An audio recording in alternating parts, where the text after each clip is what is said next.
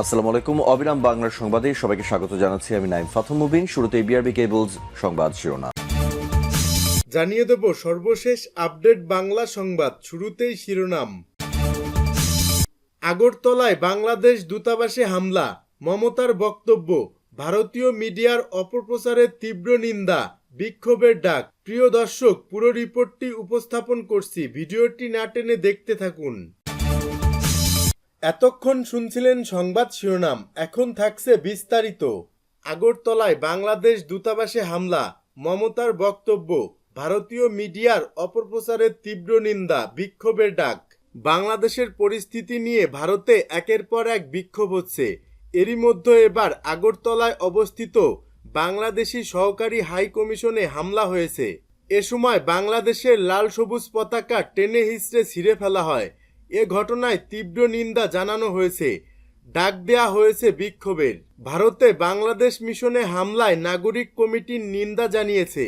কমিটির আহ্বায়ক নাসির উদ্দিন পাটোয়ারি বলেন, ভারতের আগরতলায় বাংলাদেশ দূতাবাসে হামলা মানে দেশের সার্বভৌমত্বের উপর আঘাত করা। বাংলাদেশের অভ্যন্তরীণ বিষয়ে হস্তক্ষেপ না করতে ভারতের রাজনীতিবিদদের প্রতি আহ্বান জানান তিনি। বাংলাদেশে জাতিসংঘের শান্তিরক্ষী পাঠানো নিয়ে পশ্চিমবঙ্গের মুখ্যমন্ত্রী মমতা বন্দ্যোপাধ্যায় যে বক্তব্য রেখেছেন তা বাংলাদেশের স্বাধীনতা সার্বভৌমত্বের প্রতি হুমকি স্বরূপ মন্তব্য করে অবিলম্বে এই ধরনের বক্তব্য প্রত্যাহারের দাবি জানিয়েছেন বিএনপি মহাসচিব মির্জা ফখরুল ইসলাম আলমগীর। সোমবার রাতে লন্ডন থেকে মুঠোফোনে গণমাধ্যমের কাছে বিএনপির পক্ষ থেকে তিনি এই প্রতিক্রিয়া ব্যক্ত করেন। বিএনপি মহাসচিব বলেন, সকালে কয়েকটি পত্রিকায় একটা সংবাদ দেখলাম যে ভারতের রাজ্য পশ্চিমবঙ্গে মুখ্যমন্ত্রী যে উক্তি করেছেন বাংলাদেশ সম্পর্কে, সে বিষয়ে আমি বক্তব্য না রেখে পারছি না। মমতা বন্দ্যোপাধ্যায় যে উক্তি করেছেন বাংলাদেশে শান্তি বাহিনী প্রেরণের, এটা সম্পূর্ণভাবে বাংলাদেশের স্বাধীনতা সার্বভৌমত্বের প্রতি একটা হুমকি স্বরূপ এবং আমরা মনে করি এই বক্তব্যের মধ্য দিয়ে নেতৃবর্গের যে দৃষ্টিভঙ্গি তা কিছুটা হলেও প্রকাশিত হয়েছে। এ সময় বাংলাদেশের নাগরিকদের ঐক্যবদ্ধ থাকার আহ্বান জানিয়ে তিনি বলেন, কোনো উস্কানির ফাঁদে আমরা পা দেব না। মুসলিম, হিন্দু, বৌদ্ধ ও খ্রিস্টান সহ বহুজাতির এই দেশে আমরা শান্তিপূর্ণভাবে বাস করছি।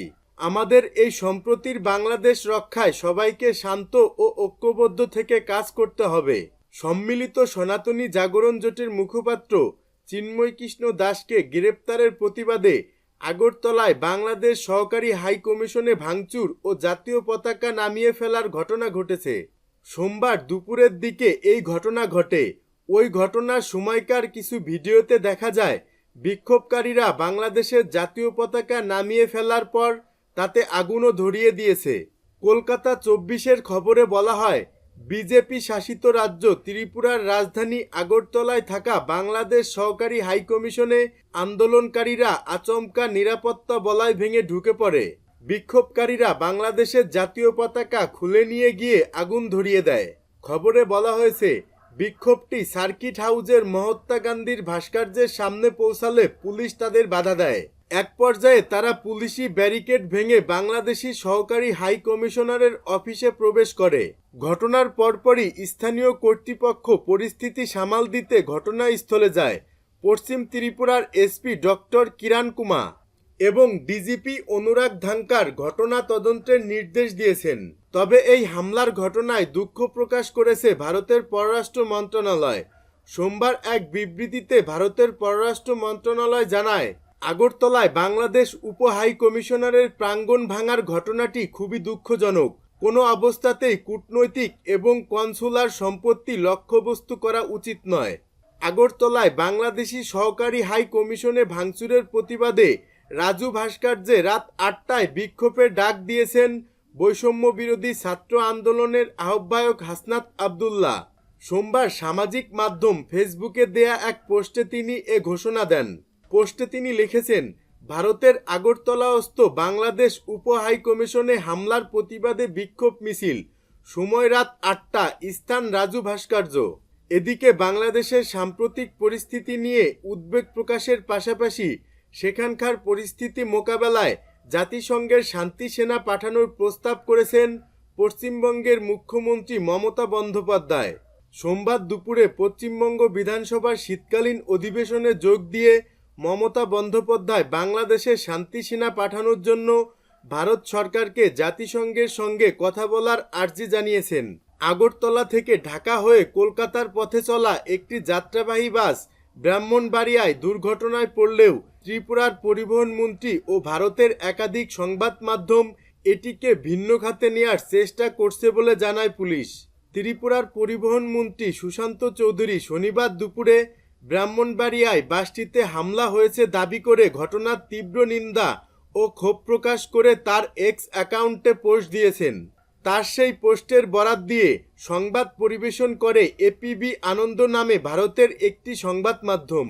এ বিষয়ে ব্রাহ্মণবাড়িয়ার এসপি মোহাম্মদ জাবেদুর রহমান রোববার দুপুরে তার কার্যালয়ে ডাকা সংবাদ সম্মেলনে ভারতের সংবাদ মাধ্যম ও পরিবহন মন্ত্রীর দাবি প্রত্যাখ্যান করে বলেন, বাসের যাত্রীদের উপর হামলার কোনো ঘটনা ঘটেনি, যানটি দুর্ঘটনার কবলে পড়েছিল। সংবাদ সম্মেলনে শ্যামলী পরিবহনের বাসটির চালক আসাদুল হকও ছিলেন।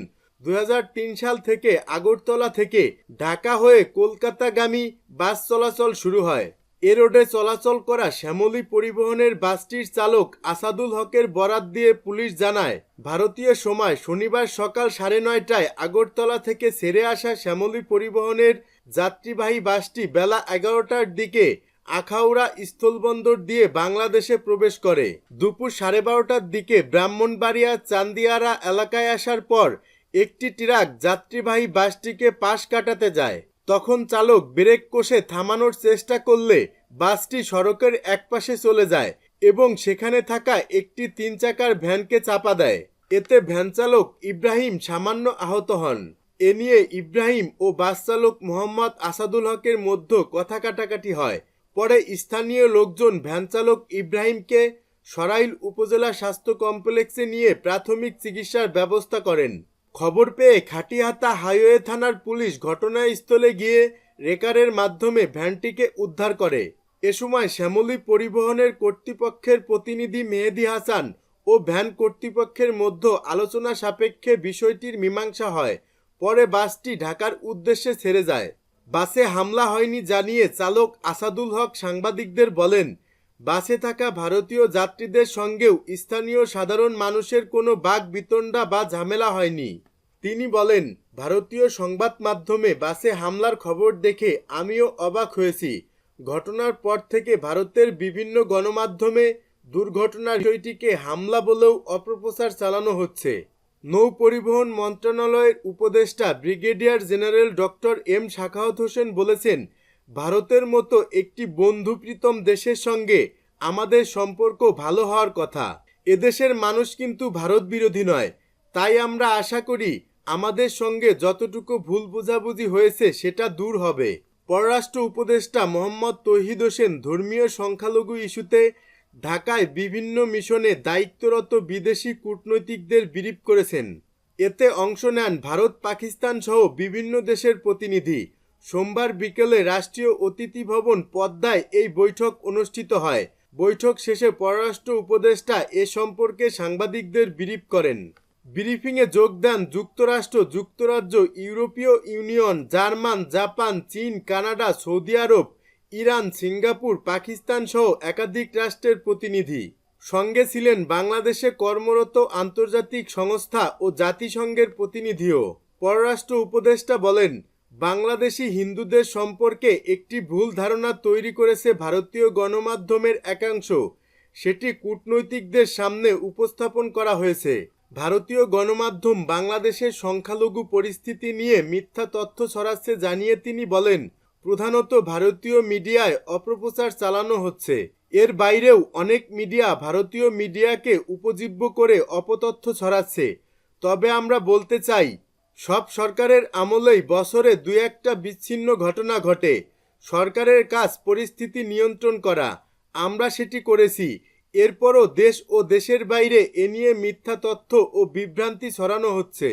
সরকারের অবস্থান তুলে ধরে তিনি বলেন, আমরা বার্তা দিতে চাই, বর্তমান সরকার সাম্প্রদায়িক কোনো অপতৎপরতা বরদাস্ত করবে না। আমরা হিন্দু মুসলিম কোনো ভেদ করতে চাই না। কোনো বিশৃঙ্খলা দেখা গেলে আমরা আইনানুগ ব্যবস্থা নেব।